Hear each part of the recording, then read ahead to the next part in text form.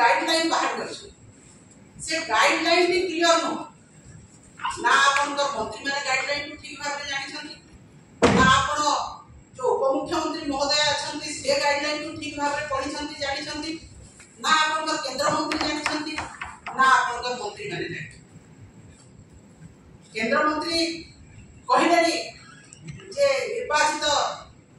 MLA MP मुख्यमंत्री स्त्री को दिया हम किंतु अपन गाइडलाइन कहूँ जे एमएलए एमपी सांसद विधायक परिवार को दिया हम किछि दिन पूर्व केंद्र मंत्री जुएल ओराम महोदय गोटे अवान्तर कथा कहते मीडिया तो आप गाइडलाइन फास्ट क्लियर कर गोटे आज प्रोग्राम रे सारा ओडिशा रे जो प्रोग्राम अपन करौथिले सेथिले अंगनवाड़ी भौणी माने एमबीके सीआरपी भौणी माने बहु संख्या रे आसी के अपन कार्यक्रम रे योगदान एवं तांको मध्ये अपन प्रमित करछ लेखि छथि गाइडलाइन रे जे अंगनवाड़ी कर्मी भौणी माने एमबीके सीआरपी माने मध्ये एई योजना रे शामिल हेबे जदि योग्यता मापदंड दिबे अपन काई कन्फ्यूजन करूछंती अंगनवाड़ी एवं एमबीके सीआरपी को से माने योग्यता मापदंड रे आसु छंती कि अपन निजे पचारि बुझन माननीय पूर्वतन मुख्यमंत्री महोदय एमबीके सीआरपी को दरमा दो एमबीके माने 10,000 टंका सीआरपी माने 6,000 टंका अंगनवाड़ी भौणी माने 10,000 टंका एवं अपन गाइडलाइन कोन कहूची जे मासकू 1500 रु ऊर्ध्व हेइ नथिबो तांको दरमा एवं वर्षकू 18,000 रु कम ताले माने कोनोसी योग्यता मानदंड रे आसु नांती आपण कहले का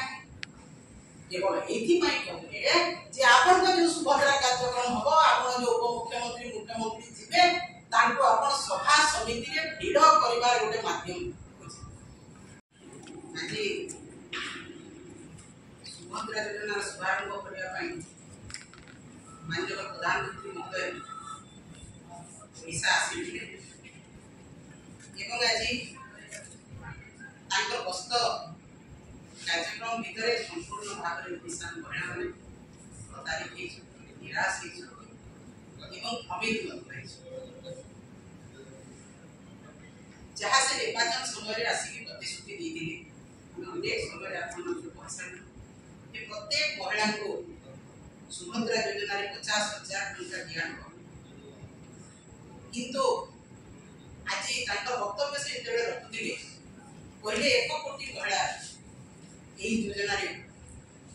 लाभ पाई ओडिशा महिला मान संख्या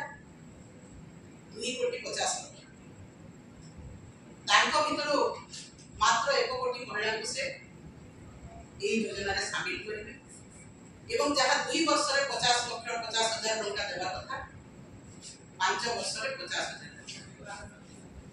आज प्रधानमंत्री महोदय मंचर महिला को अमित प्रतारित आपण मैंने सांबादिक भाई मैंने देखिए आज जो रेप्लिका चेक रहो कि भाउचर रहो से देखौले एटा होची से रेप्लिका रो प्रोजेक्ट मंचरे समस्त मंत्री माननीय मुख्यमंत्री प्रधानमंत्री जो धरौछंती ए रेप्लिका को आपण देखंतु कोन लेखा हिची 50,000 टंका लेखा हिची आउ किछि देखा जाउ ए 50,000 टंका कोन आज से जेहेतु महिला मान को सुभद्रा योजना रे मात्र 5,000 टंका देले तांको अकाउंट को देबे बोली से शुभारंभ कले 50,000 टंका लेखिबार माने कोन जदि आपण 5,000 लोक दोछंती एवं 50,000 टंकार कार्ड देखौछन कोन एटा महिला मान को प्रतारणा न एतुकी गुरुत्वपूर्ण प्रसंग रे आज आमे एति आलोचना करबा दीर्घ 2 दशक ऊर्ध्व समय माननीय मुख्यमंत्री तत्कालीन मुख्यमंत्री श्री नवीन पट्टनायक नेतृत्व ओडिशा को स्वतंत्र राज्यर मान्यता दवा आम दाबी दिल्ली ठारू दिल्ली पर्यंत ये लड़ाई आम करूँ भारत वर्षर महामहिम राष्ट्रपति ठारू आरंभ कर नीति आयोग बैठक में तत्कालीन मुख्यमंत्री श्रीयुक्त नवीन पट्टनायक महोदय ओडिशा को स्वतंत्र राज्यर मान्यता प्रदान करने दीर्घ दिन धरी दाबी किंतु दुर्भाग्यर कथा एपर्यंत ओडिशा रे न्यायपूर्ण दाबी प्रति केंद्र सरकार केवल अविचार करना ओडिशा रो जो दाबी प्रति सामान्यतम कर्णपात करना आज भारत वर्षर प्रधानमंत्री ओडिशा माटी रे कहि जाइछन्ति जे दीर्घ 10 वर्ष धरी पर्याप्त अनुदान ओडिशा विकास पई दिया जाइछ किंतु मैं एटी कहि रखिबा को चाहे गला साधारण निर्वाचन रे ओडिशा रो 21टी संसदीय क्षेत्र रो 20टी संसदीय क्षेत्र रो भारतीय जनता पार्टी रो सांसद माने प्रतिनिधित्व करछन्ति किंतु दुर्भाग्यर कथा गला बजेट रे ओडिशा रो जो मूल दाबी थिला स्वतंत्र राज्यर मान्यता ताकू तो विचार करा गला नहीं किंतु बिहार को 26,000 कोटी एवं आंध्र प्रदेश को 16,000 कोटी जो भली भाव में स्वतंत्र अनुदान दिया गला ताकू आपण माने विचार करंतु ओडिशा दाबी की किभली भाव में अणदेखा करा जायछि आमे आशा करथिलु गला साधारण निर्वाचन रे ओडिशा रे जो भली भाव में जनमत जाइथिला ताकू किभली भाव में अणदेखा करा जायछि ताकू आपण माने विचार करि सुप्रीम कोर्ट 9 जणिया खंडपीठ जुलाई 24 एवं अगस्त 14 रे गोटे ऐतिहासिक निष्पत्ति नहीं सुप्रीम कोर्ट से निष्पत्ति अनुसार खनिज अंचल एवं खनिज संपद उपरे सेक्स एवं टैक्स तार अधिकार हल राज्य सरकार एवं सुप्रीम कोर्ट जो जजमेंट थिला से जजमेंट अनुसार 2005 मसीहा आमर पूर्व 2005 रु आज पर्यंत आमे टैक्स एवं रेवेन्यू ये दीटी जाक आमे पाइबा पाई राज्य सरकार योग्य एवं जदि सुप्रीम कोर्ट द्वारा ये निष्पत्ति कार्यकारी हुए तेबे हाराहारी 2 लाख कोटी आम राज्य पाई आपण माने जानि छथि भारत वर्ष रे जते खनिज संपद रहिछि जते मिनरल्स रहिछि तार 50 भाग डिपोजिट रहिछि ओडिसा सब बळे बिजु कहूतले हमर ये प्राचुर्य भीतर ओडिया जाति काय करि रहिछि हमर माटी तळे रहिछि रत्न पत्थर हमर रहिछि 480 किलोमीटर बेलाभूमि हमर रहिछि प्रचुर मानव संबल ये प्राचुर्य भीतर ओडिया जाति काहे करि रहिछि तार कारण बुझिबा पई समर्थ रहितले भारत वर्षर लोकप्रिय मुख्यमंत्री श्रीयुक्त नवीन पट्टनायक आपण जानि छथि जेते बेले नवीन बाबू राज्यर दायित्व नेले सेते बेले मात्र राज्यर कैपेसिटी थिला हमर जो स्टील प्लांट गुडी थिला हमर 4 मिलियन टन खाली हमर कैपेसिटी थिला वर्तमान जेते बेले नवीन पट्टनायक जो शासन काल भितर ता बढ़ी किरी वर्तमान प्राय 90 मिलियन टन रे पहुंचिला नहीं हमर कैपेसिटी स्टील प्लांट रो कैपेसिटी आपण भाबंतु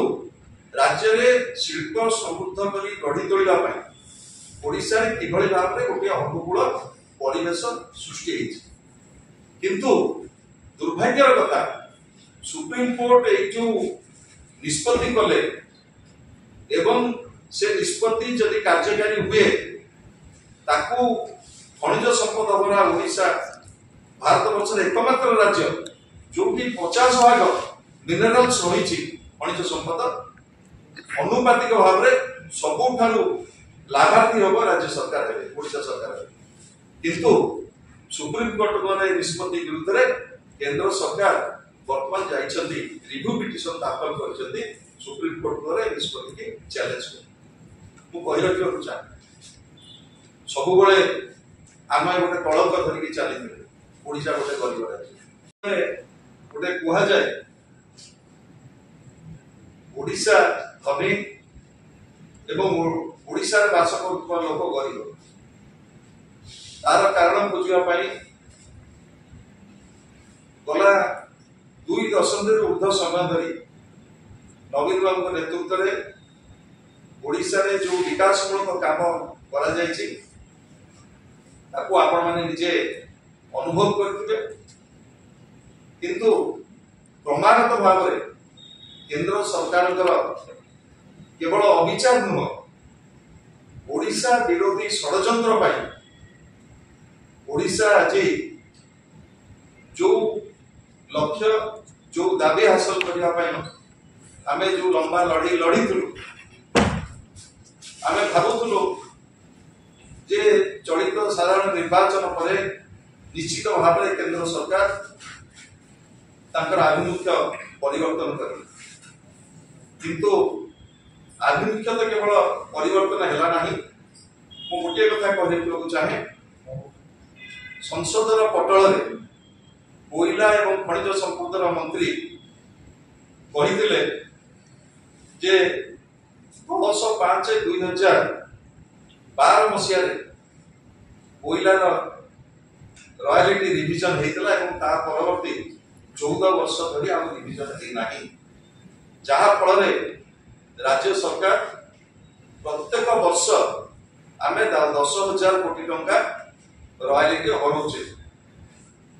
मुझे स्पष्ट भाव में कह रखा चाहे पूर्वांचल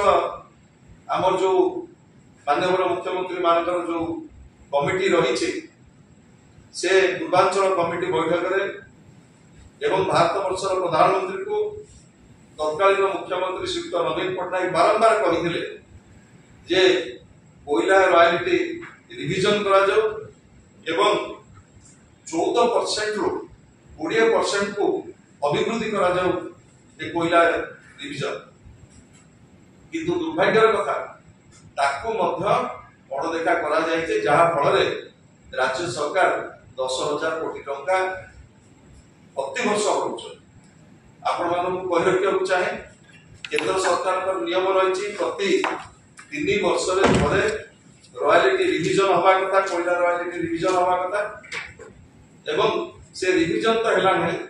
12 वर्ष धरी रिविजन न हवा फल राज्य सरकार केते टंका हरई ताकू आपण माने निजे विचार करें। एवं द्वितीय कथा आमर गोटे लंबा समय धरी प्राकृतिक विपर्य को सामना कर फनी आसी फाइलिन आसी उड़ू आसी महाबात्या आसी उजुड़ी जाइए ओडिशा अर्थनीति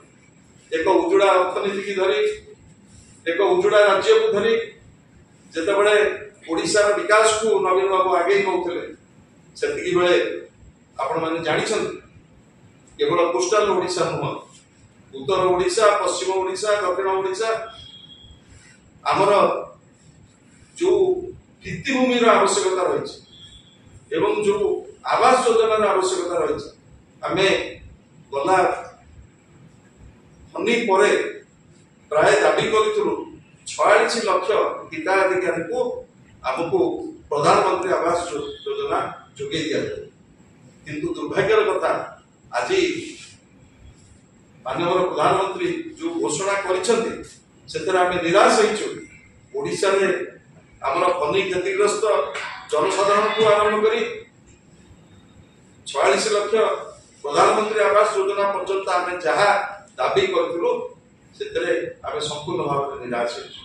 आम आशा करूँ गोटे नूतन सरकार एत बड़ जनाधार पाइला प्राप्त है